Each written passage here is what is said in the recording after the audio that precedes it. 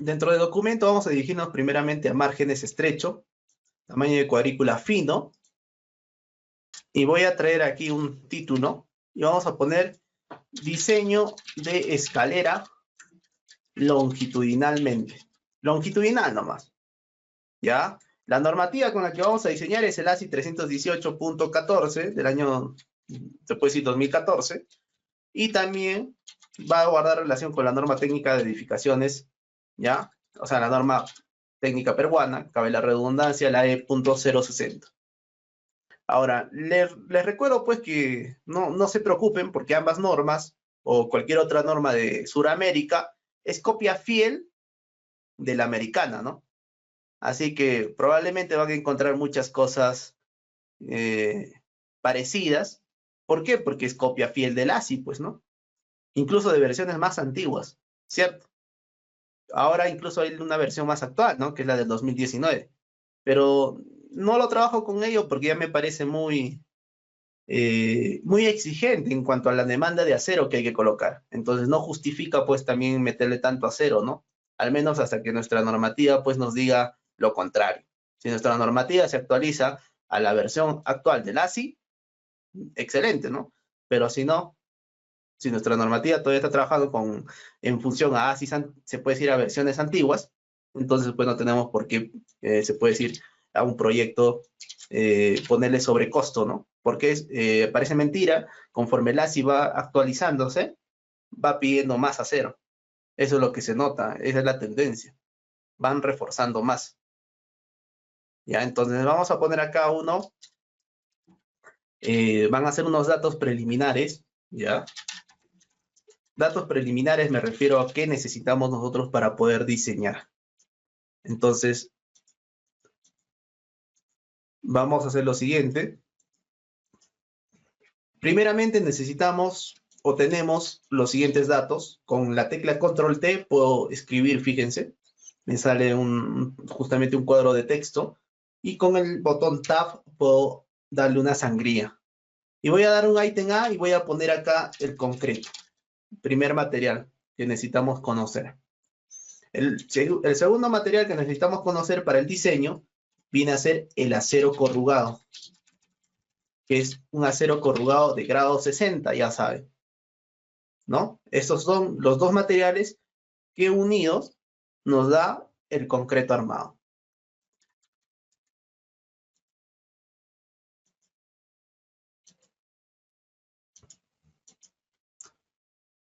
Y listo. ¿Qué tenemos en el concreto? La resistencia a compresión del concreto, ¿cierto? Y es algo típico que tenemos. ¿Cuánto es eso? 210 como mínimo para hacer concreto estructural, ¿ya? Normalmente todas las normativas que he visto trabajan pues con un concreto mínimo estructural, ojo, estructural, de 210 kilogramos fuerza por centímetro elevado al cuadrado. Si tu normativa por ahí está con otras unidades, no te preocupes. Si está con pascales, ahí está. O en todo caso, ¿no? Para alguien puede estar en función a newtons, también no te preocupes. Este programa, el MATCAD, te puede decir, pues, ¿no? Por ejemplo, tú pones acá kilonewtons y ahí te sale, ¿no? Por metro cuadrado. Ahí te sale la equivalencia, ¿ya? Sería un aproximado de, visto en kilonewtons, de 20.593.97 kilonewtons por metro cuadrado, ¿ya? Entonces, también se puede traducir en pascales, ¿no? En kilopascales. Y ahí está, ¿correcto? Entonces, ya ustedes pueden hacer la equivalencia si es que trabajan como les digo, en función a newtons, o si trabajan en función a kilogramos o a toneladas fuerza. ¿Ya? Ahí está más o menos una equivalencia. Ahora, justamente la resistencia a compresión del concreto es quien nos puede ayudar de manera muy aproximada a obtener el módulo de elasticidad. ¿Por qué necesitamos conocer primeramente todos estos parámetros?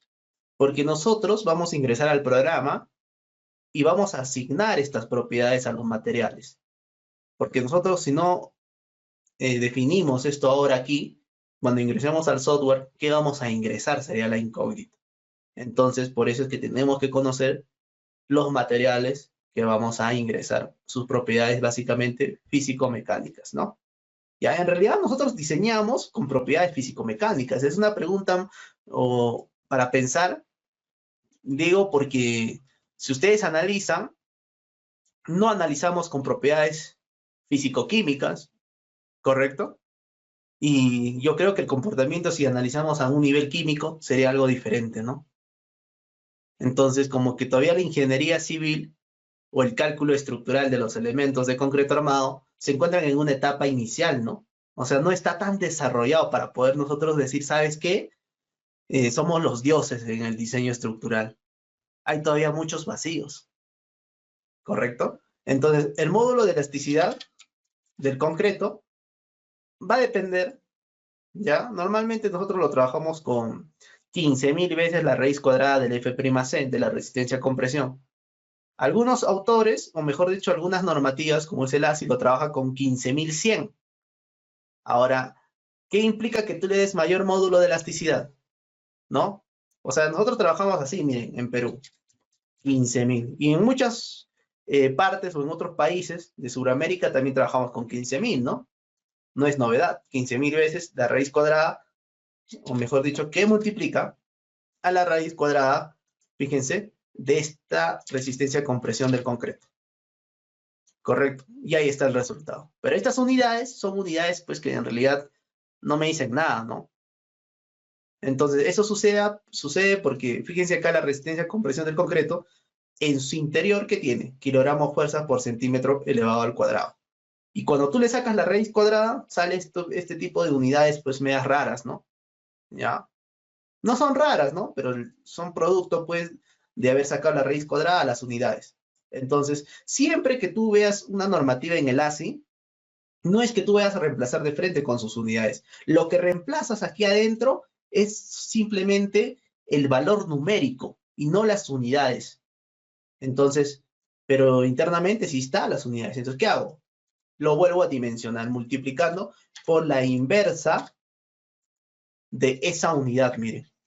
Centímetros elevado al cuadrado por kilogramo fuerza. Y con eso se vuelve dimensional, fíjate. Y el resultado es adimensional. Sin embargo, pues, el módulo de elasticidad del concreto no es adimensional.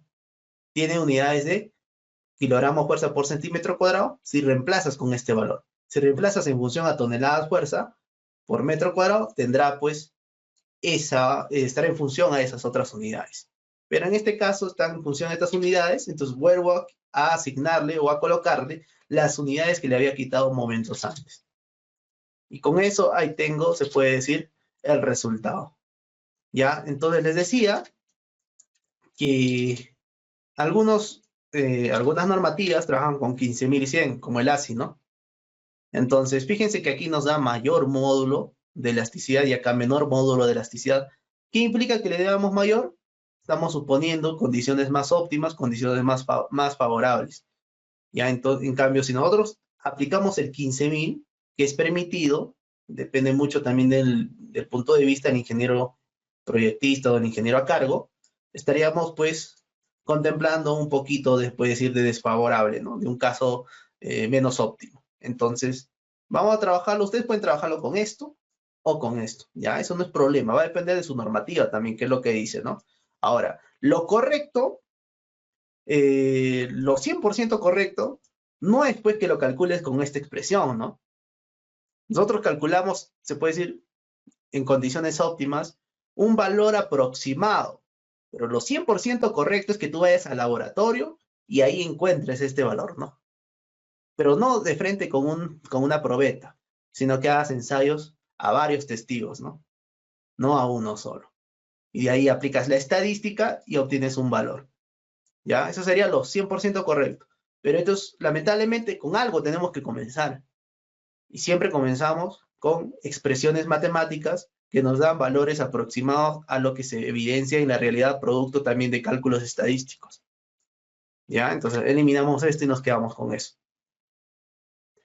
Y ahora, en el acero corrugado, tenemos también una resistencia, que es el F sub Y, que es la resistencia a la fluencia del acero corrugado, que es 4.200 kilogramos fuerza por centímetro elevado al cuadrado. Ahí está, correcto. Y también tenemos un valor que es el módulo de elasticidad del acero. Y esto va a depender básicamente de la empresa proveedora. Esto te da a la empresa. Si tú te vas al catálogo o a las especificaciones técnicas de cualquier empresa, que claro que no, que sea una empresa que esté en tu localidad, vas a encontrar en su catálogo este valor del módulo de elasticidad. Entonces, normalmente ese valor oscila en 2 por 10 elevado a la 7 o 2.1 también en algunos casos, sabrán ustedes, ¿ya? Toneladas fuerza por metros o metro elevado al cuadrado. Ahí este es un dato. Vamos a empezar a poner una regla general a partir de ahora, que todos los datos de color amarillo son datos de ingreso.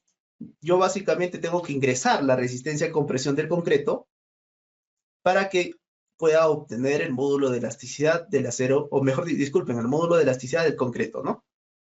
Entonces, este es un dato que yo tengo que ingresar. Por ejemplo, si yo quiero trabajar con un concreto, un F'C igual a 250 kilogramos fuerza por centímetro cuadrado, fíjense cómo incrementa el módulo de elasticidad del concreto.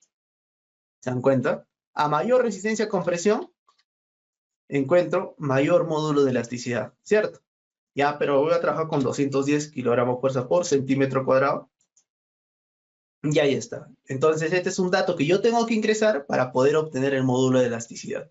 Ahora, aquí en el acero corrugado de grado 60, este es un dato que yo también tengo que ingresar en función al proveedor, que es la empresa, ¿no? Que me va a vender ese producto. Y los valores oscilan por aquí, pues en promedio son estándares, se puede decir internacionales, con los cuales ellos, pues los proveedores del acero corrugado trabajan y siempre, pues en promedio están oscilando por aquí, ¿no? No es ninguna novedad. Entonces, el siguiente, se puede decir, valor que nosotros necesitamos sería aquí obtener, hay una simbología que es el mu, ¿ya? Este es se puede decir el coeficiente de Poisson o la relación de Poisson. Sub C para el concreto. Esto sería igual, en promedio también existe una expresión para poder calcularlo, pero podemos trabajar como dice la normativa. La normativa te da aquí un valor de 0. Bueno, acá también es un dilema, ¿no? 0.15 te lo da de manera exacta la normativa.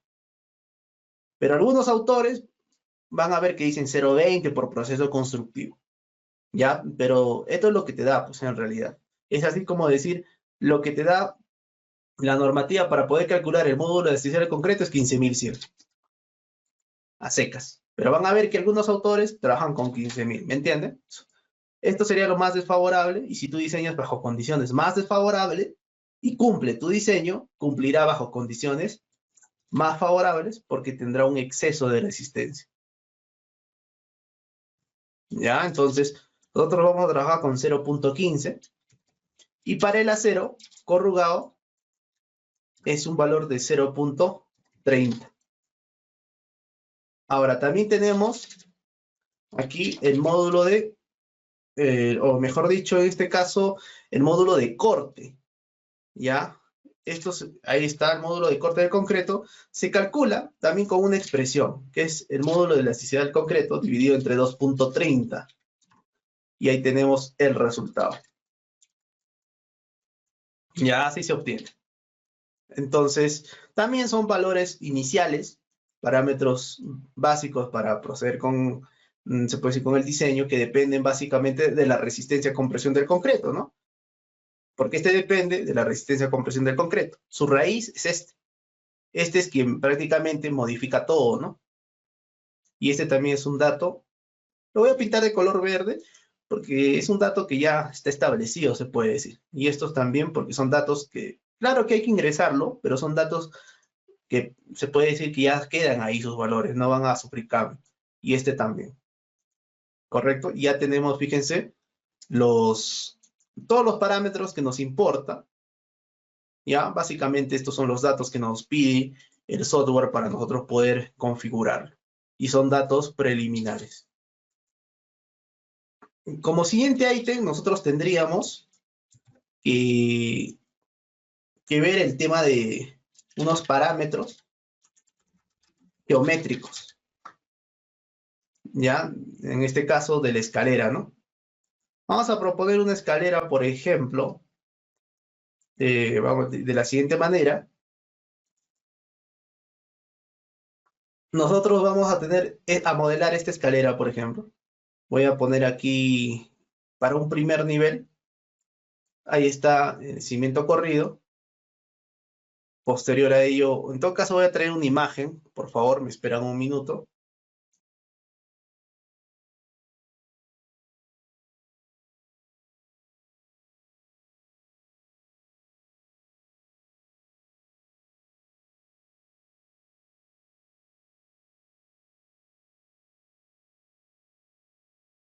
Y listo. Esta va a ser la primera escalera que nosotros vamos a diseñar. Es la más básica, se puede decir, ¿no? Pero después, pues, vienen las más complejas. Siempre lo típico es empezar de lo más básico y después terminar en lo más complejo, ¿no? Y ahora, fíjense que esta escalera se parece mucho, pero esta es una autoportante, ¿no?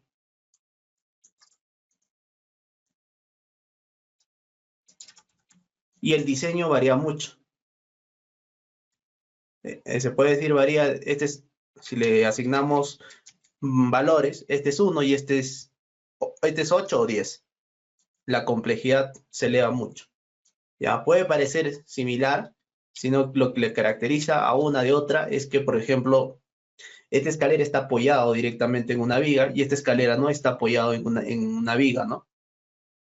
Entonces acá hay que atribuirle otros criterios de diseño, ¿ya? Pero finalmente pues el patrón o el comportamiento es similar, ¿no? Vamos a poner aquí diseño de escalera longitudinal. ¿Por qué se llama longitudinal? Porque está apoyado, pues, sus apoyos lo tienen justamente de manera longitudinal, ¿no? O a lo largo de su longitud. Este de aquí es un apoyo. Cuando vean una escalera así, existen muchas maneras de modelar en el software, ¿ya? Una de las maneras de cómo se puede idealizar, vamos a poner aquí la idealización estructural para el tema del diseño, sería primeramente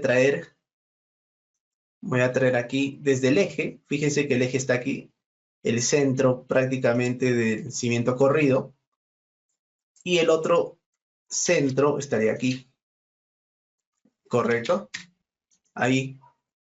Entonces ahí lanzamos se puede decir su tramo, pero si tú te percatas, aquí hay otro punto. Todo este es el tramo inclinado. A partir de este punto viene el tramo del descanso, ¿ya? O sea que esta zona, si por ahí algunos no sabían, se llama descanso. Es un tramo, vamos a ponerle tramo descanso. Y este de aquí es el tramo inclinado, ¿correcto? Y aquí también tenemos otra vez un tramo del descanso. Y aquí también tenemos un tramo inclinado. Y ahora, ¿qué es esto? Esto de aquí viene a ser un pasadizo. Correcto. Siempre que tú veas apoyo 1, apoyo 2, vamos a poner aquí, ¿ya? Este es un apoyo 2 y este es un apoyo 1. Se puede decir que ahí termina la escalera. Y nuevamente esto pasa a ser un apoyo 1 para llegar al segundo nivel. Y aquí encuentras un apoyo, entonces directamente este viene a ser un apoyo 2. Y ahí termina, se puede decir, lo que hay que analizar en esa escalera. Entonces, es como si analizáramos una escalera y dos escaleras. Esa es una interpretación, no quiero decir que sea la única, pero es una interpretación. Entonces, en algunos casos este apoyo puede ser una viga chata en otros casos puede ser una viga peraltada. Va a depender mucho de la arquitectura en realidad, ¿ya? Y también en algunos casos este apoyo no necesariamente va a estar ahí, sino vas a encontrar casos donde va a estar aquí, ¿ya? Entonces, si está ahí, ya pues definitivamente este tramo, este segundo tramo que hay que analizar, nace aquí, en este apoyo 1, y no muere aquí, sino muere aquí. Y tendríamos que analizar e idealizar desde este punto a este punto final. Pero cuando la idealización es de este punto a este punto, como lo estamos viendo en la imagen, ya no se analiza este pasadizo. Este pasadizo se analiza de manera independiente. O sea que hay que analizarlo como una losa maciza, pero no interfiere en la interpretación de la escalera como tal. ¿Y eso por qué es bueno entender? Porque cuando tú hagas una modelación de algún proyecto, de algún edificio, y no tienes estas cosas claras, ¿cómo vas a saber cómo modelar, se puede decir, esa interacción de la escalera con la superestructura? Porque ustedes saben que el tema de las escaleras, lo correcto es no modelarlo dentro de un proyecto. Entonces, si tú lo modelas dentro de un proyecto, puedes generar torsión, puedes jalar, se puede decir, malas interpretaciones al software. Lo que se hace es pasar de este modelamiento, le vamos a llamar a todo esto de aquí, que se llama un modelamiento geométrico. ¿Ya? Así le vamos a llamar. Pasar del modelamiento geométrico, del volumen que tú observas, losa inclinada, losa horizontal, vigas, o en todo caso, en términos generales, los apoyos, son modelamiento geométrico. De ese modelamiento geométrico, yo debo pasar a un modelamiento de cargas para temas de modelamiento. O sea que si tú en tu proyecto ves una escalera, tú tienes que pensar en que el modelamiento geométrico va a terminar volviéndose un modelamiento de cargas, ¿ya? De cargas distribuidas por metro lineal, básicamente. Pero para ello tenemos que entender primeramente la idealización. ¿Ya? Entonces lo que se hace aquí es ver el tema de la idealización. Ahí está, fíjense, la longitud horizontal. Y aquí,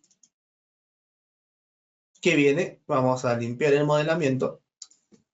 Ahí está.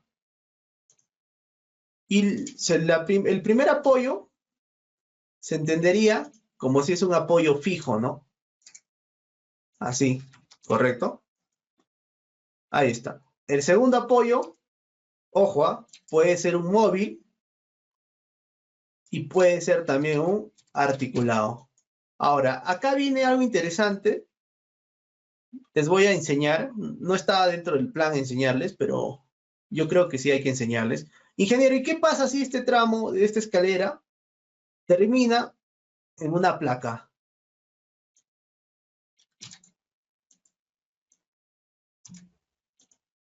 ¿Qué pasa? Sería la pregunta del millón. ¿La idealización, ingeniero, es la misma? ¿Qué hago ahí? Ah, interesante. Te das cuenta que no es lo mismo y no va a ser lo mismo, porque si los aceros llegan a introducirse de manera correcta y la relación de rigideces cumple ciertos parámetros que les voy a enseñar en su momento, ¿ya? Que estén en función a un valor de 8, básicamente, ¿ya? Vamos a ver eso en su momento. Ya no será, pues, la idealización así, como estás observando aquí, sino que será un empotramiento. Interesante, ¿no? Entonces, ese tema tendremos pues que verlo, ¿no? Y que analizarlo en su momento para que ustedes puedan entender, ¿no?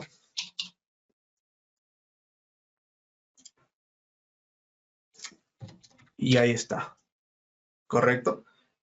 Entonces, ahí probablemente no va a haber apoyo móvil ni articulado, sino sería un empotrado.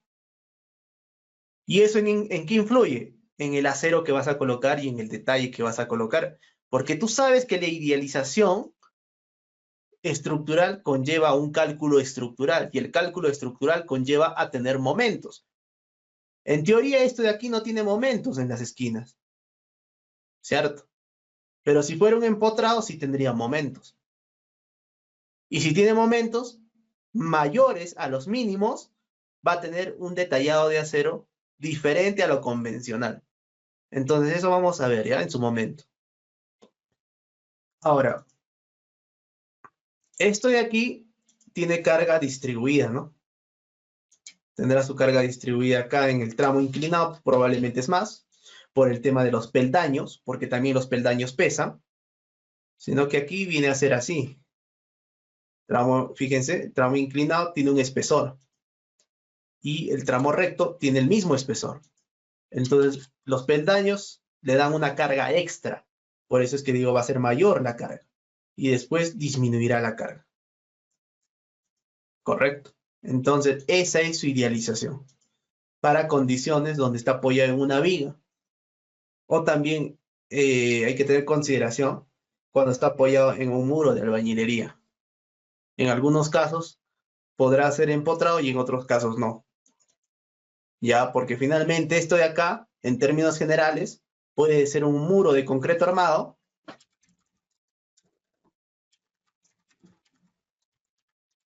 o también puede ser un muro de albañilería.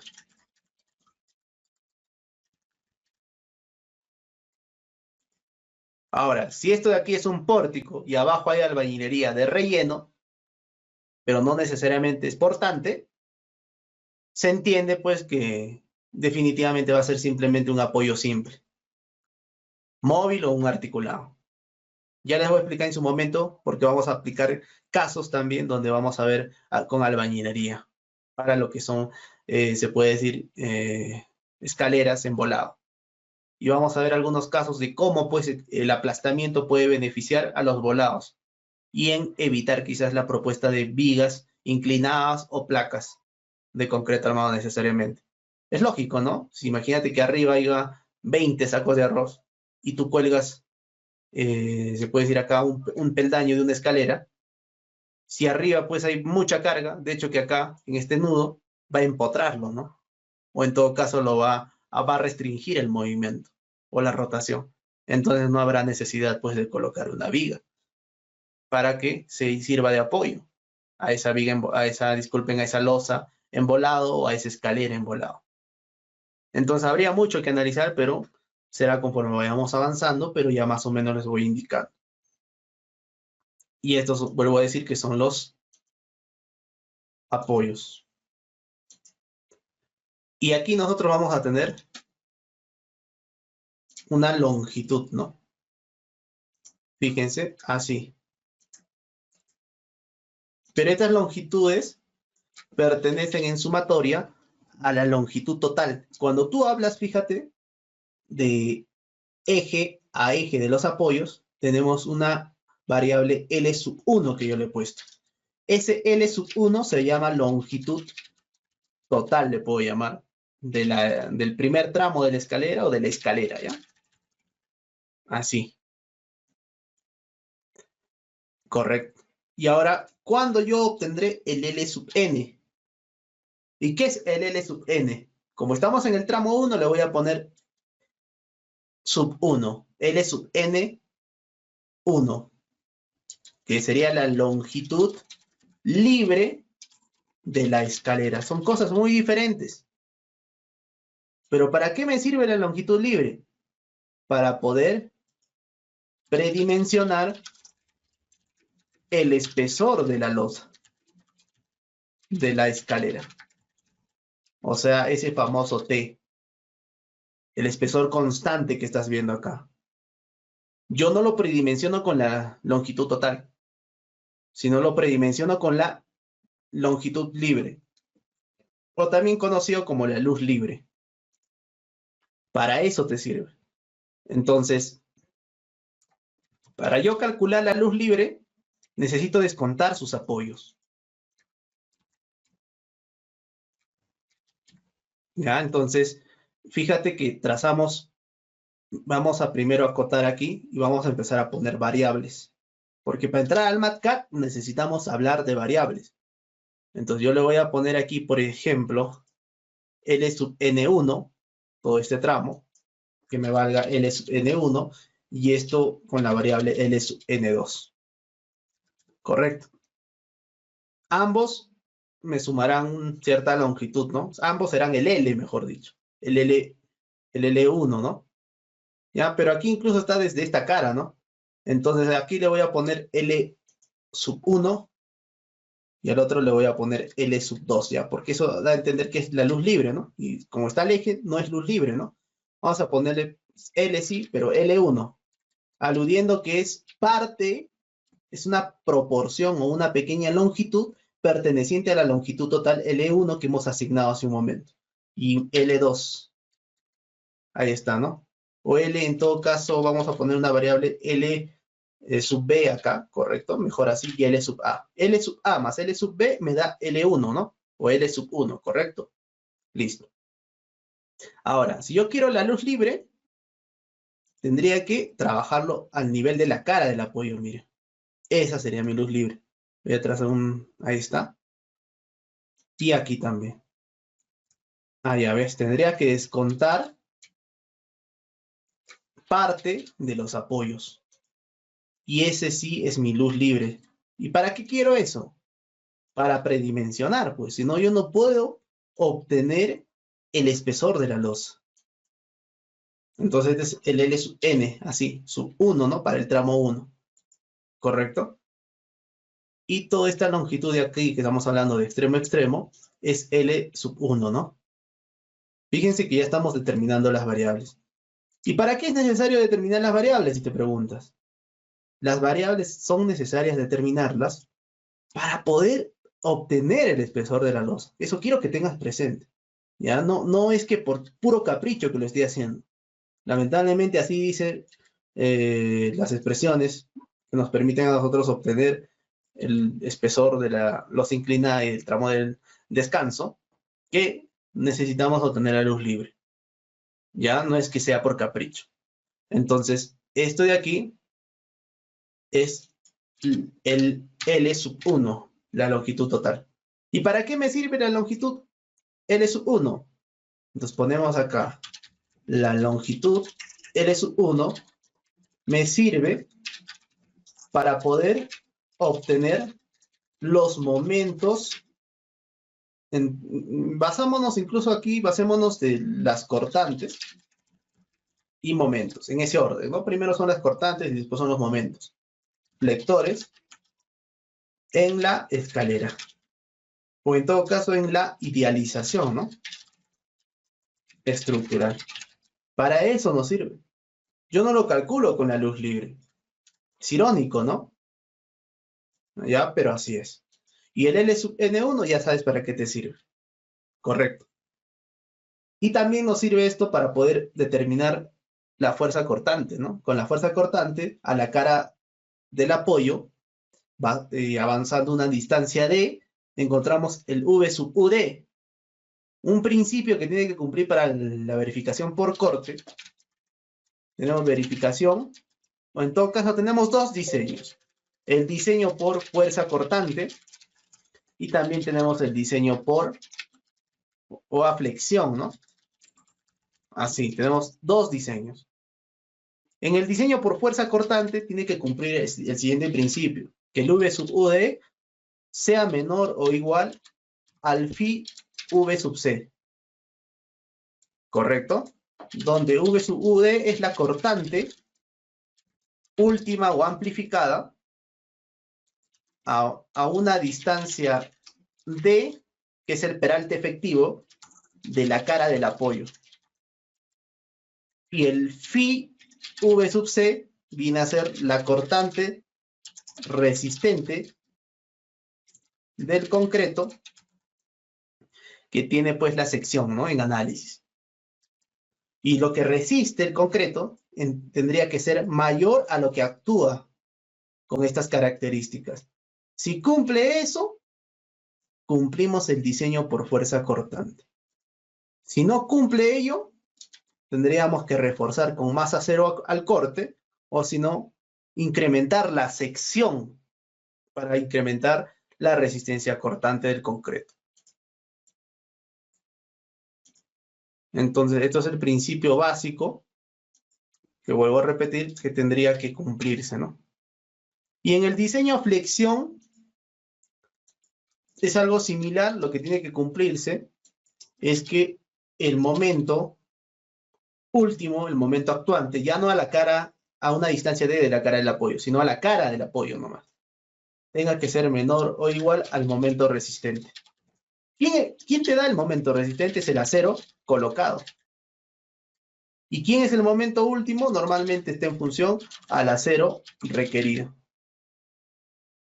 Entonces siempre tenemos que buscar que el acero que coloquemos y que propongamos sea mayor pues a lo que hemos obtenido con el momento último. Así sea por una milésima, pero que cumple este requisito, ¿no? O que por lo menos sea igual, pues en todo caso, ¿no? Listo. Ahora, los factores que tenemos por reducción o de reducción por capacidad, así se llama, para poder calcular, están viendo que hay un phi, ¿no? Fíjense que aquí encontramos el phi, porque esto sería, este momento resistente es igual a decir phi por mn, ¿ya?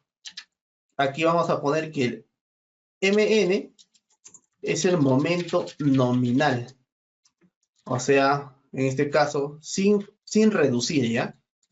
En realidad nosotros deberíamos de diseñar con el momento nominal, ¿no? Sino que ahí le agregamos un phi, que es un factor de reducción por capacidad, debido a que en el proceso constructivo, si nosotros diseñáramos en cuestiones, se puede decir, ideales, no, nada te asegura pues que en el proceso constructivo se vaya a seguir pues al pie de la letra los cortes, los espaciamientos, los recubrimientos, la calidad del concreto, la limpieza. Entonces, como no te garantiza nada de eso en obra, es que existe un phi. ¿Sabes qué? Mejor asegurémonos y quitémosle pues, se puede decir, capacidad resistente que tiene. ¿Ya? Entonces, este es el momento nominal. Se puede decir, es el momento ideal. O sea, algo que no se va a dar, pues, ¿no? ¿Ya? Ahora, ¿quién es el MR? Es el momento resistente, que es el momento real, si lo quieren llamar así. O el momento que se puede dar en la realidad por las condiciones, pues, desfavorables. Entonces, eso es así. Y ahí tenemos ahora que analizar el factor de reducción por capacidad, ¿no?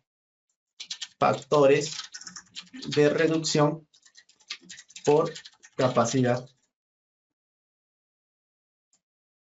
¿Quiénes son esos factores?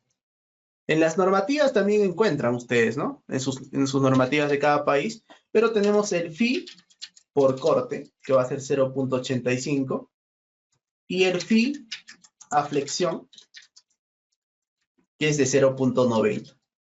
¿Ya? Listo.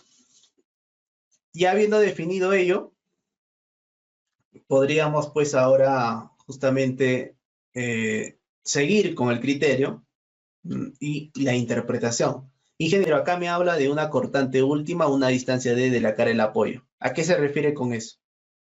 Eso es lo siguiente. Cuando tú tienes una viga, un apoyo, póngate el caso, ahí está, y ahí tienes esta es tu viga y esta es tu otra viga, llamarlo así, ¿ya? O esta es una losa y esta es una viga.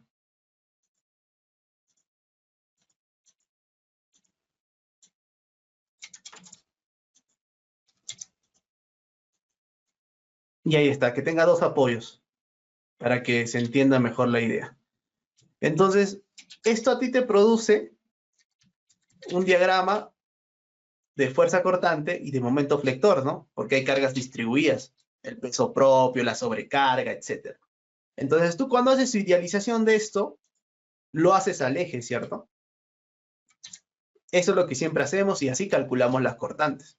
Entonces, las cortantes, por ejemplo, tú las vas a obtener así, mire.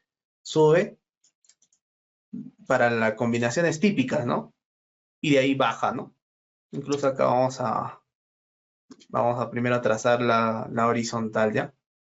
Y ahora sí, ya ahí está. Tu diagrama de fuerza cortante más o menos ahí sería, ¿no? Incluso me parece ahí, ahí, ya, listo. Ahí está.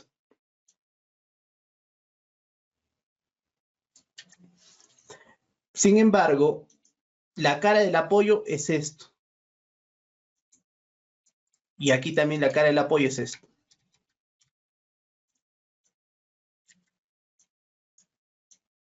Entonces voy a poner aquí cara del apoyo. Y aquí también tenemos cara del apoyo. Entonces, este es Alegia, ojo, esto hemos analizado con la variable L, se puede decir. Entonces, si yo quisiera calcular la cortante en este punto, ya no sería, pues, o sea, vamos a ponerle variables mejor, ¿ya? Esta es la cortante V sub U, ¿correcto? Cuando tú te pones aquí, para el tema de cortantes, verificación por corte, ese es el V sub U también, ¿no? Sigue siendo el V sub U, ¿ya? O sea, en realidad, para el tema de cortantes necesitamos partir de la cara a la cortante. O sea, la cortante necesitamos referenciarla a partir de la cara, aquí. Pero ya cuando tú ves el V sub UD, quiere decir que hay que avanzar una distancia D. ¿Pero D de quién? Porque tú, si te das cuenta, esta viga tiene, por ejemplo, aquí, vamos a ponerle algunas dimensiones. Tiene ahí un peralte, tiene también un ancho,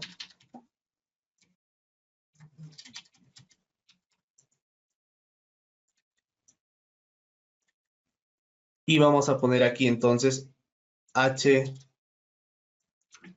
y aquí vamos a ponerle B. Entonces, lo que quiero decirles es de que ahí vamos a encontrar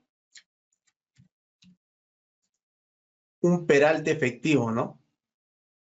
Sería, por ejemplo, a modo de ejemplo, H que te valga 0.60 metros y B que te valga 0.30 metros.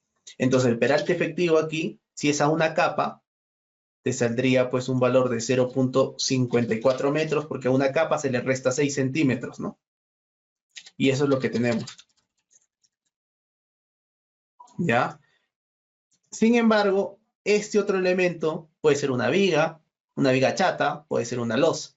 Vamos a asumir que es una viga chata. ¿Ya? Asumimos que es una viga chata.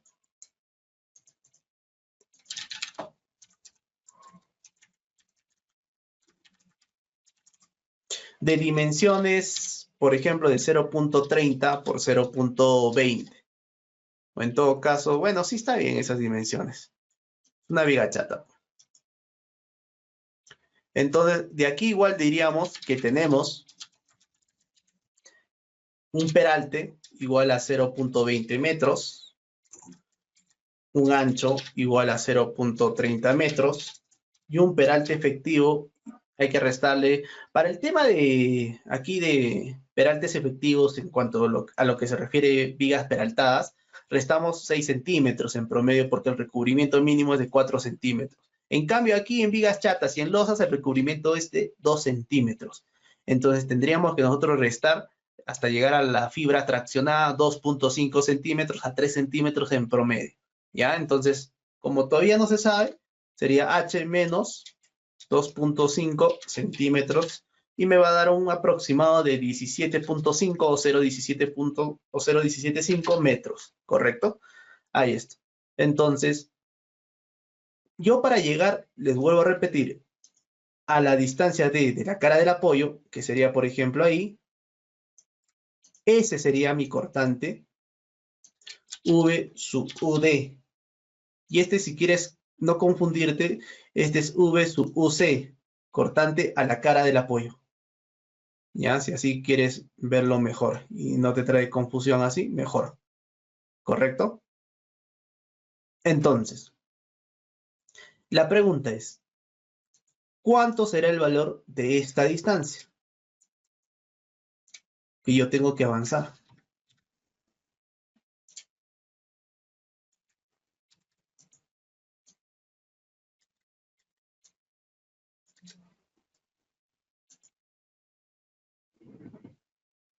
Correcto. Es 0,175. Ya este valor de aquí. Porque esta gráfica está en función al elemento. ¿Qué elemento? Al elemento longitudinal en el cual se proyecta esta gráfica de fuerza cortante. Entonces, es este quien determina el peralte y no esto, sino que lo hice con tal de confundirlo, se puede decir. ¿Ya? Porque es esto. ¿Ya? Entonces, yo tendría que avanzar de, efectivamente, pero ¿qué de? ¿Este o este? Este me acaban de decir y es lo correcto.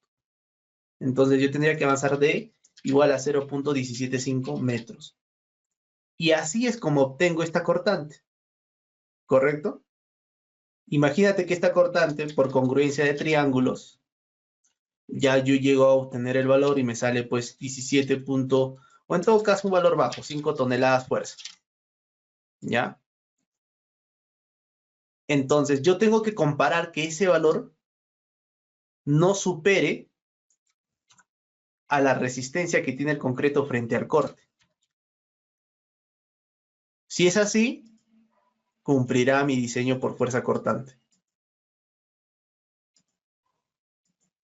Listo, entonces por ahí va, se puede decir, la interpretación que quería hacerles llegar. ¿Y cómo se calcula la resistencia que tiene el concreto al corte? Vamos a ponerlo aquí. Finalmente después igual vamos a calcularlo. V sub C es igual a 0,53 multiplicado por la raíz cuadrada del F'C. Aquí está, miren, la conversión. Vamos a copiarlo. ¿Ya? Porque ya saben que siempre que haya raíz cuadrada hay que hacer este tipo de procedimientos. Lo volvemos a dimensionar y posteriormente multiplicamos por sus unidades. Ahí está. Por B por D. Y ahí está.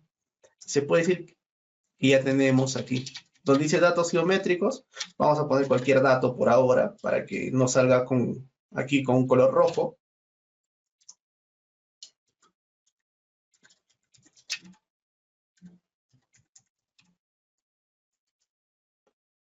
Aquí la variable B. Y listo. Es con esta expresión que nosotros tendríamos que calcular el V sub C. Si le multiplicamos el phi de corte de 0,85 a esto, obtendríamos el phi, aquí, que hemos visto el phi por V sub C. Y esto tendríamos que comparar con este resultado. Y esto que les estoy mostrando, Inge, ¿pero para qué me está mostrando eso? Eso es en una viga. Es que esto vamos a aplicar en escaleras también para hacer una verificación por cortante. El principio es el mismo. ¿Ya? Listo.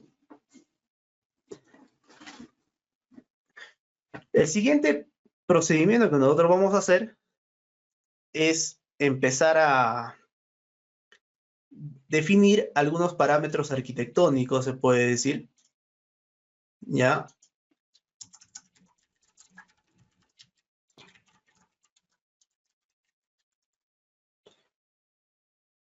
Y esos parámetros arquitectónicos va a ser la longitud del paso y la longitud del contrapaso, ¿no?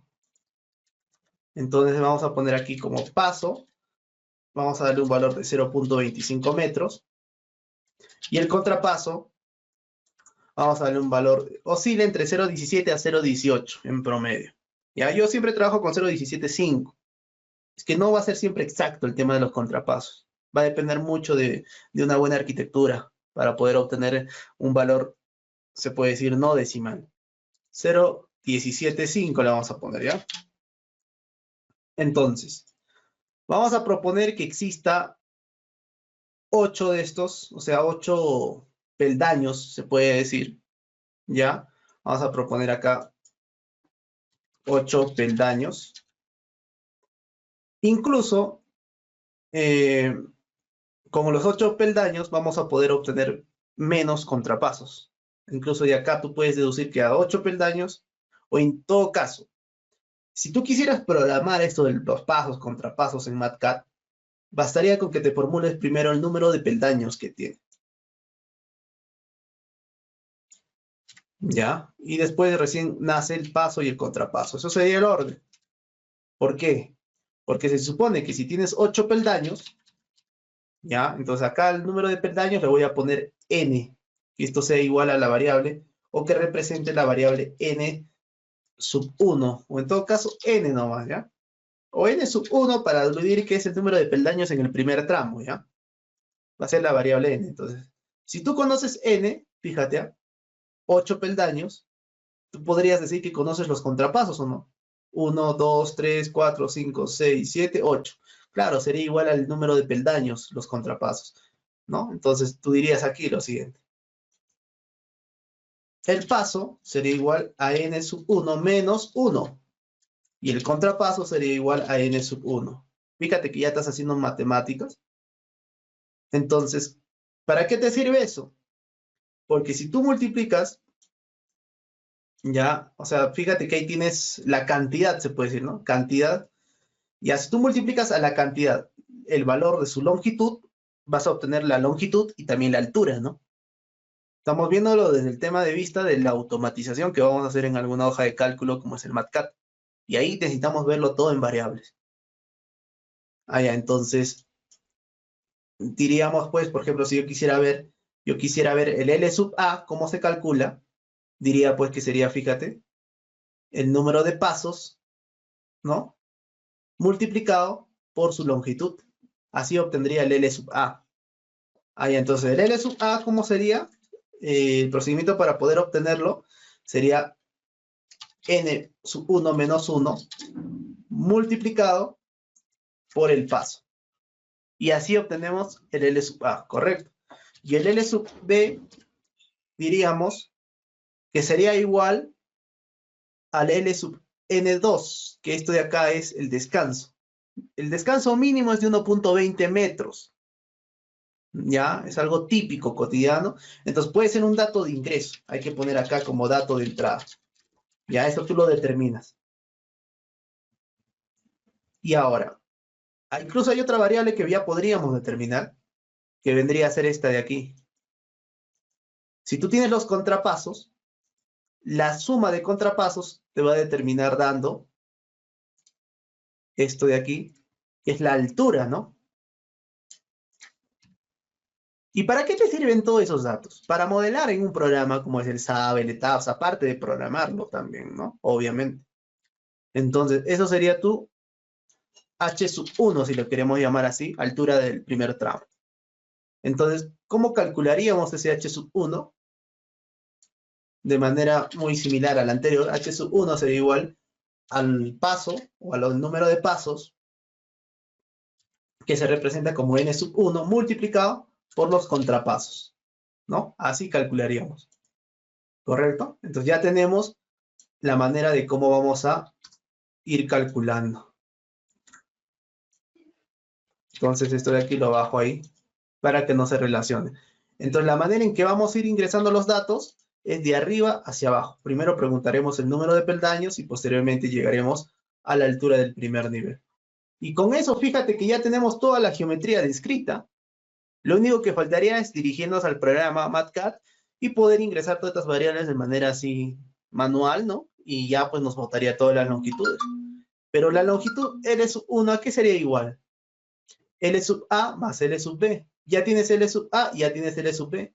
Entonces podrías calcular la longitud L sub A más L sub B, ¿cierto? Y te va a dar un valor. Y con esto, ¿qué haces? Obtienes el diagrama de fuerza cortante y de momento flector. ¿Vas entendiendo la idea? Cierto, ¿no?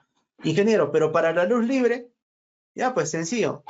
La luz libre, el L sub N1, sería igual a qué? Fíjate cómo nacen, por eso tú tienes que proponer la geometría, ¿no?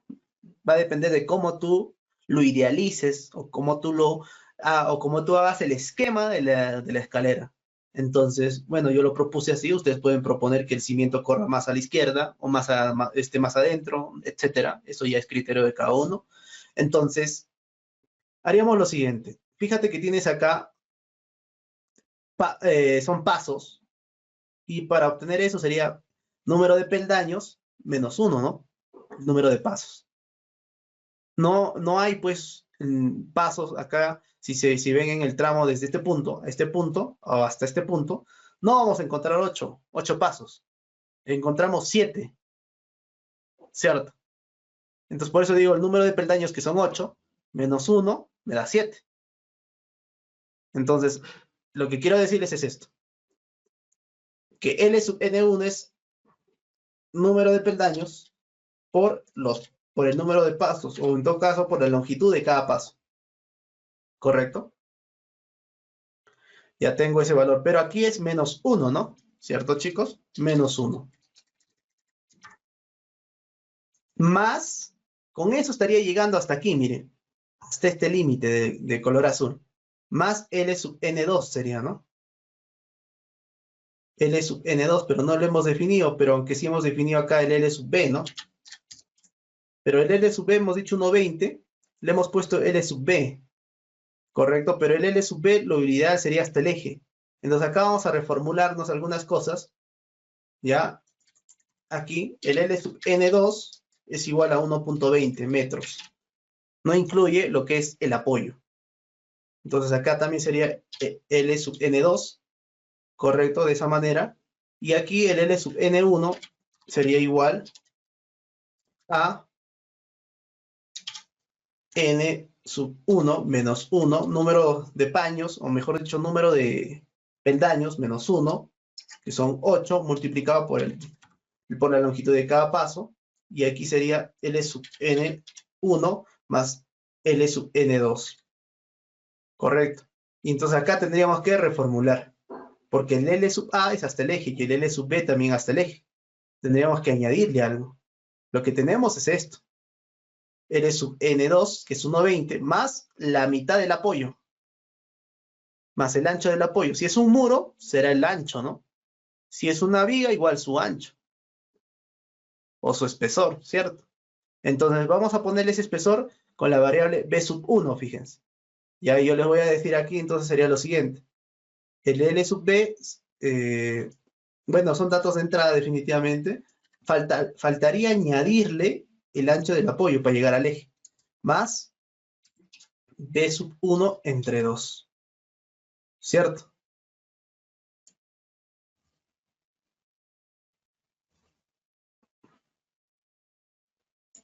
Listo. Entonces, el L sub A también tendríamos que corregir. Bueno, esto se puede decir la longitud libre de ese tramo, pero faltaría agregar del apoyo, que es el ancho del cimiento corrido. L sub C, estoy poniendo a lo que es el cimiento corrido, entonces sería más L sub C entre 2. Correcto. Y la pregunta es, ¿cuánto vale L sub C? Sería un dato de entrada, ¿no?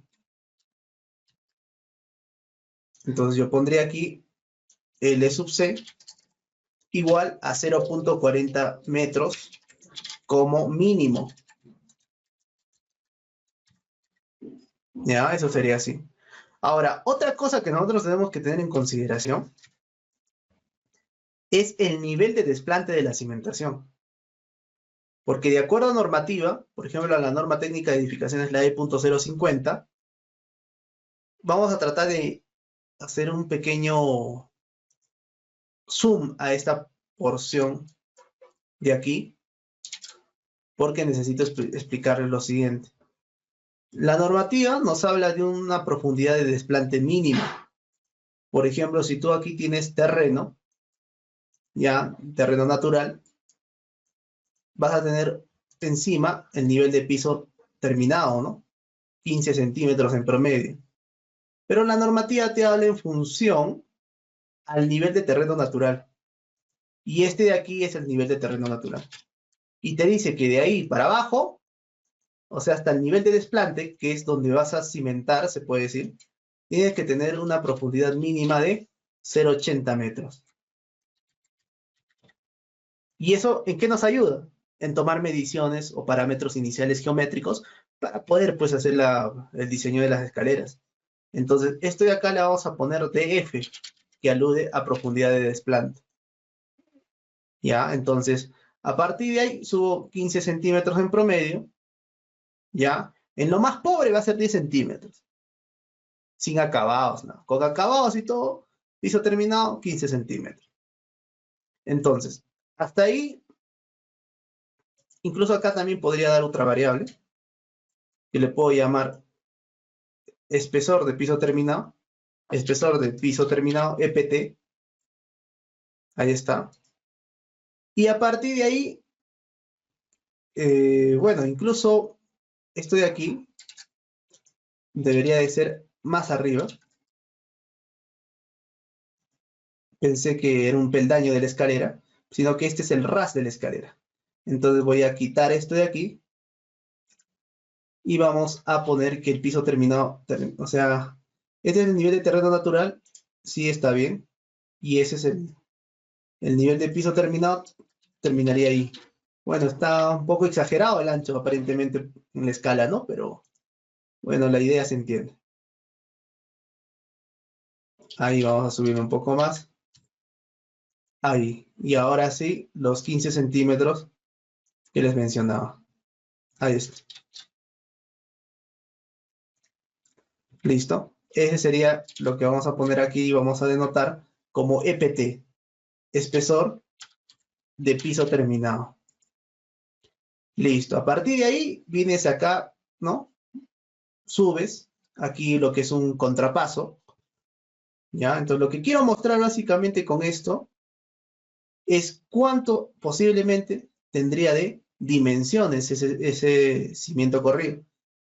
Mínimo se parte con un ancho acá de 0,40, como les venía diciendo. Ya, eso es al menos por viendo lo que es la contextura del peruano. Y también el tema de la lampa, básicamente. La lampa más reducida podría fácilmente acomodarse a un ancho de 0,40 metros. Es el proceso constructivo, básicamente. Ya mínimo, ¿ah? Si encuentras de 0,30 está mal, pues. No ha previsto proceso constructivo. Por más que no necesite tanto acá cimiento, tanto ancho, este es un ancho mínimo por recomendación, si así lo quieren ver. Ahora, la profundidad de desplante les decía que de acuerdo a normativa es mínimo de 0,80 metros desde el terreno natural, más el EPT, que hemos dicho que es el espesor de piso terminado de 0,15 metros, o tú lo evalúas eso, pero son datos de entrada, ¿no? Eso es lo que quiero que tengan presente. Y aquí son datos de ingreso. Entonces, con eso tú vas a tener, vamos a poner acá un valor o una variable. Va a decirme que desde este punto hasta este punto tienes una variable que le vamos a llamar, por ejemplo, yo le voy a llamar z, ¿ya?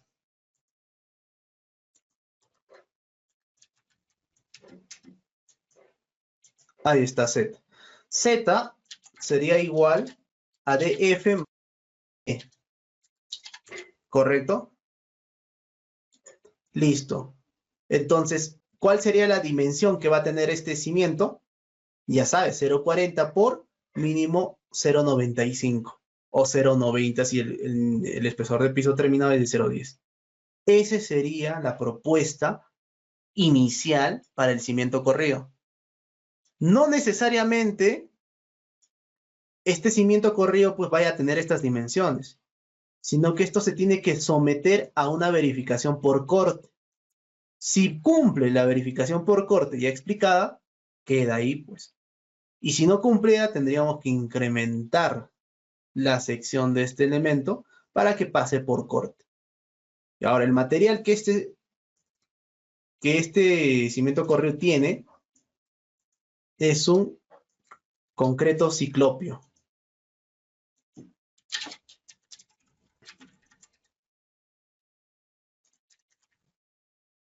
¿Correcto? Ahí no hay necesidad de reforzar. También se podría reforzar si la cortante fuera grande.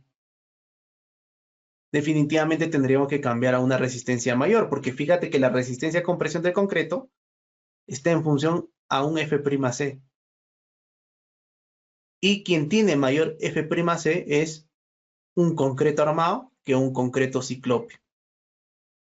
¿Correcto? Entonces eso iremos viendo de a poco. Ahora, ya habiendo definido eso, el siguiente procedimiento es determinar y realizar el metrado de cargas. Metrado de cargas más la geometría se traduce en diagrama de fuerza cortante y momento flector. Con esos aceros obtenemos los aceros longitudinales y listo. El primer diseño estaría realizado. Ahora, para el metrado de cargas necesitamos determinar qué uso va a tener se puede decir de acá, esta vivienda o esta escalera, ¿no? Que está dentro de la vivienda o dentro del proyecto. Entonces, puede ser que sea, pues, un uso para una vivienda unifamiliar o multifamiliar y tendrá una sobrecarga menor. Cuando mayor sea la importancia del proyecto, mayor será la sobrecarga de la escalera. Entonces, con ello podríamos hacer ya un metrado de cargas. Siempre que nosotros vayamos a analizar escaleras, losas, aligeradas, no, losas macizas y escaleras, en términos generales, mejor hablemoslo así, siempre trabajamos con un ancho de 1 metro lineal. Nosotros no diseñamos con el ancho total. Fíjate que acá dice un ancho total. Este ancho total, o el ancho mínimo, que se considera es de 1.20 metros. B sub 1 es igual a 1.20 metros. Ya en algunos casos, por temas de arquitectura, le dan 1 metro, ¿no? Pero 1.20 metros es lo ideal, ¿ya? Y también lo que la normativa establece. Bueno, en algunos casos también establece hasta 0.80, si no me equivoco, pero no, es para una vivienda multifamiliar 1.20, ¿ya? Entonces, lo que vamos a hacer ahora es el ancho tributario, ¿no? Entonces, vamos a poner aquí ancho tributario, que vamos a trabajar es 1 metro. Así tu escalera tenga ancho de 5 metros, 3 metros, siempre ancho tributario es 1 metro. O sea, estoy diciendo que voy a trabajar de aquí a aquí, por ejemplo, con un ancho tributario de 1 metro. ¿Correcto?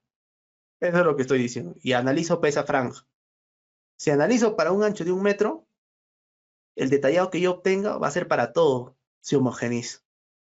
Es como decir la unidad básica de diseño. ¿Ya? Entonces, hay que tener en consideración eso. Y el siguiente procedimiento, vuelvo a repetir, sería realizar un metrado de cargas. Para el metrado de cargas, lo que se hace es trabajar con carga muerta y carga viva, y para este tipo de proyectos vamos a trabajar con un tema que ustedes ya conocen, que es el tema de transitabilidad de cargas, ¿no? Entonces lo que vamos a hacer es la carga viva, considerarlo en diferentes tramos. Y hay hipótesis de movimiento de carga viva. Pero primero vamos a hacer el metrado de cargas, ¿ya? Entonces vamos a poner aquí carga muerta. Y aquí vamos a poner carga viva. En la carga muerta tenemos el peso propio de la escalera, ya saben. Y también tenemos el peso de acabados. Y eso sería todo, ¿no? Y en carga viva tenemos a la sobrecarga. Como les digo, va a determinar mucho la importancia. Vamos a asumir, por ejemplo, una sobrecarga de 500, ¿ya? O 0.50 toneladas fuerza por metro elevado al cuadrado. El peso propio está en función al material, ¿no? Que es el concreto, 2.40 toneladas fuerza por metro cúbico, es el peso específico del concreto. Y el peso de acabados, en promedio, para algo típico, es 0.10 toneladas fuerza por metro cuadrado. Ya son valores estimativos. Entonces, lo que se hace aquí es multiplicar, ¿no? Yo lo quiero ver distribuido así, linealmente. Entonces, primero multiplicaré aquí por cierto valor, pero antes tengo que calcular el espesor, ¿no, chicos? Ya, entonces va a haber 2 metrados de carga, en realidad, ¿ah? Va a haber un metrado de cargas para el tramo inclinado. Y va a haber otro metrado de cargas para el tramo recto. ¿Y por qué? Me pueden decir. Va a haber 2 metrados de carga porque en el tramo, en este caso, inclinado, tenemos peldaños, ¿cierto? Y eso es un peso adicional. Entonces, para el tramo, por ejemplo, vamos a hacer primero el tramo recto, ¿ya? Y después el tramo inclinado. Porque necesitamos explicar algo más para que se entienda el tramo inclinado. El tramo recto es en función al espesor de la losa. Y también tendrías que multiplicar su ancho. ¿Qué ancho? De 1 metro. Para el cual el ancho tributario que hablamos. ¿Ya? El T todavía no conocemos el espesor de la escalera porque todavía no hemos predimensionado, ¿no? Pero ya saben cómo predimensionar, o en todo caso, si no lo he especificado, ya lo vamos a ver en el mismo MATCAD. Es una pequeña ecuación que es justamente la luz libre, el L sub n que hemos calculado, dividido entre 20 o entre 25. Ese es el parámetro, ¿ya? Entonces, esto nos va a dar un resultado en toneladas fuerza por metro lineal. Inge, pero no veo números. Tranquilo, que todo esto recién se va a multiplicar cuando operemos en el MATCAD. Ahorita estamos haciendo como quien dice el formato, el cascarón, la plantilla. Todas estas ecuaciones se va a llevar al MATCAD. Por eso es que ustedes tienen que entender toda la ingeniería estructural como variable, siempre les decía a ustedes, ¿no? No entenderlo con números. Siempre tienen que ya acostumbrarse a entenderlo como letras. ¿Ya? Entonces, el acabado también, ¿no? Por 1 metro de ancho y ahí obtengo el resultado en toneladas fuerza por metro lineal. Para la carga viva, igual multiplico por el ancho tributario, que es 1 metro, y ahí obtengo el resultado para la sobrecarga. ¿No? Este se puede decir es la manera en cómo pues vamos a hacer el metrado. Pero en el tramo inclinado hay una variación, les decía, extra, porque no vamos a encontrar el espesor constante. O sea, ¿a qué me refiero? Miren, les explico.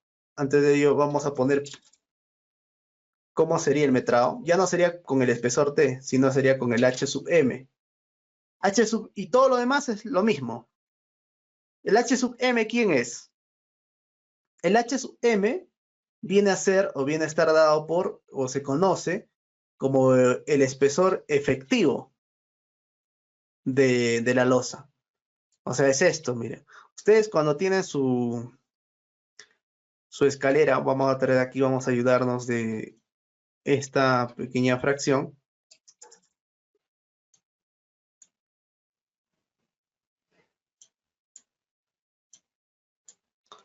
Ahí está.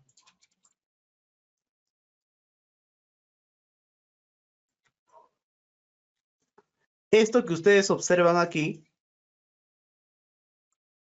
cuando hemos trazado una línea ahí y aquí, eso que ven de negro, ese tiene un espesor, ¿no?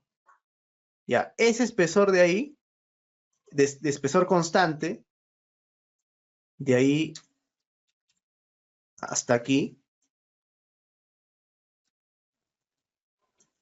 es el espesor T que hemos hablado hace un momento.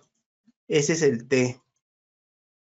Pero no incluye, se puede decir, ¿no? Acá lo vamos a poner para que se note. No incluye los peldaños. Y ese espesor T también está aquí.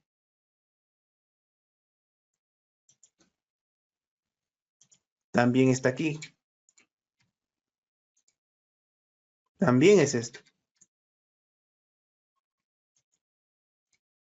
O sea, es un espesor constante, por eso digo, a lo largo de la longitud.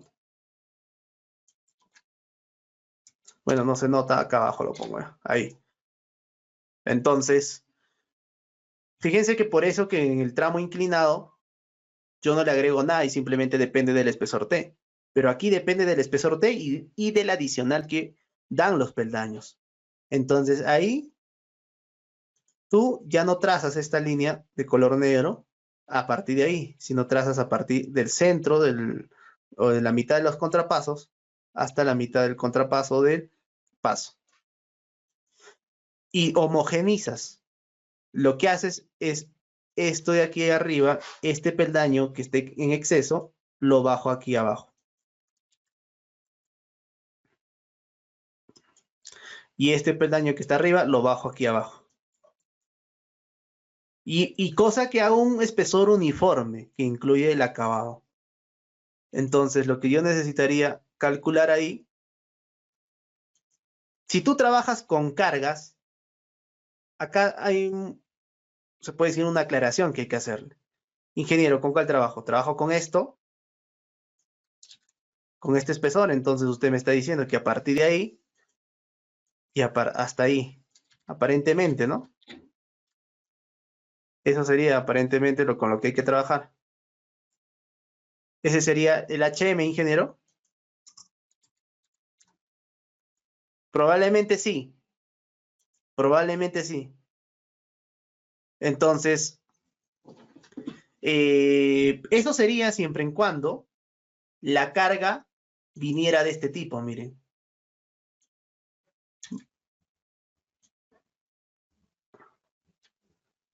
Ahí está tu carga. Y eso lo vamos a ver muy bien cuando diseñemos escaleras apoyado transversalmente. Ahora estamos analizando escalera apoyado longitudinalmente. Ahí vamos a ver esta teoría más. Y una cosa es trabajar con la carga de este tipo.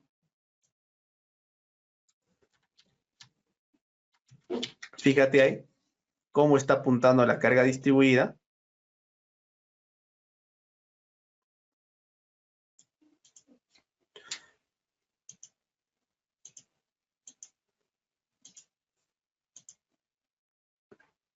Está apuntando perpendicular a esta cara inclinada.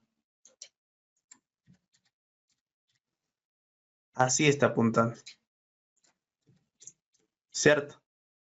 Perpendicular a esta inclinación. Esa es una propuesta y ahí trabajarías con H sub M. Sin embargo, nosotros para efectos de este diseño vamos a trabajar con cargas no de ese tipo, sino con cargas de este tipo, apuntando para abajo, si así lo quieren llamar, o paralelo a la dirección de la gravedad. ¿Y la gravedad hacia dónde apunta? Independientemente si está inclinado o no, hacia abajo. Entonces vamos a trabajar con esto. También se puede trabajar con esto, no habría problema. Pero cuando trabajamos con esto y cuando trabajamos con otro, poco a poco se va a ir entendiendo, yo les diría. ¿Ya? Va a depender del gusto del cliente, se podría decir en realidad, porque por ambos llegas al mismo resultado o a resultados similares. Entonces, esto de aquí, la carga distribuida, y esta carga distribuida apunta paralelo a la dirección de la gravedad, y yo no, de nada me sirve tomar este espesor. Entonces, el espesor que tú tienes que tomar ahí es el espesor que empiece desde este centro hasta trazo una vertical que choque justamente en la intersección y hasta ahí. Este sería el HM. Y eso se puede calcular con una descomposición por trigonometría. Eso sería, vuelvo a repetir, el HM que necesitamos. ¿Correcto? Entonces aquí está el HM. ¿Cómo lo calculamos? Mediante una expresión. Se puede deducir esa expresión.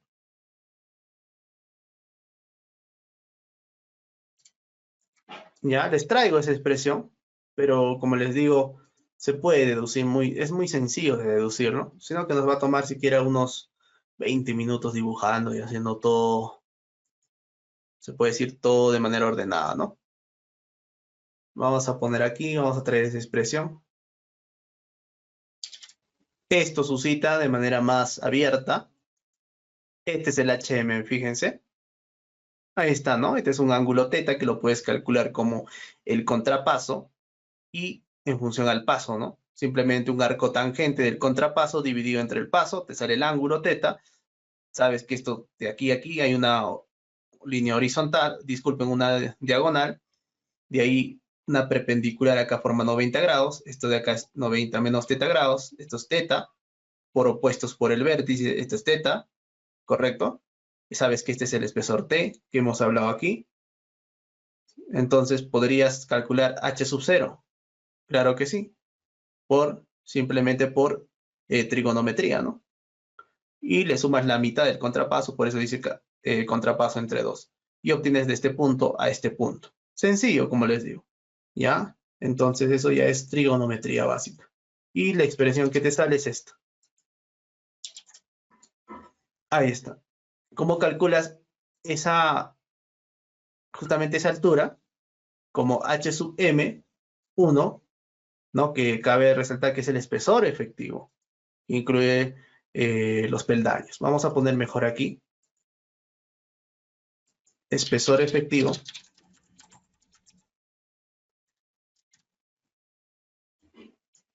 Está en función la fórmula al espesor por la raíz cuadrada del paso al cuadrado más el contrapaso al cuadrado del tramo 1, por eso dice sub 1, dividido entre el paso más el contrapaso entre 2, ¿correcto? O sea, h sub 0 es toda esta expresión. Por trigonometría, ¿correcto? Y listo, así se calcula. Entonces, esa es la única diferencia entre el metrado se puede decir, en el tramo recto y en el tramo inclinado. Va a haber una diferencia, que eso nos conlleva a tener esta idealización estructural. Y de ahí esto es sencillo. Sacamos, se puede decir, su diagrama y ya pues con eso diseñamos, ¿no? Y también lo haremos con el programa SAP. Y les explicaré pues qué tiene de diferencia quizás, ¿no? Por ahí. Ya, y también lo haremos pues para las otras escaleras, también vamos a hacer con el programa SAP y con método manual, ¿no? La idea de ser ingeniero es formular informes, ¿cierto? Más no, pues tú no eres ingeniero porque vas a ir al software. Le vamos a hacer todo manual y todo con software. Las escaleras ortopoligonales también vamos a hacer con ustedes. Con software y nos basaremos en el software los resultados. Ya hay manera de calcular momentos aproximados también, pero no es lo correcto. Mejor ahí usar software para los momentos nomás, ojo. Pero para el cálculo estructural, todo lo haces a mano. Si quieres también con el software, pero no es lo correcto.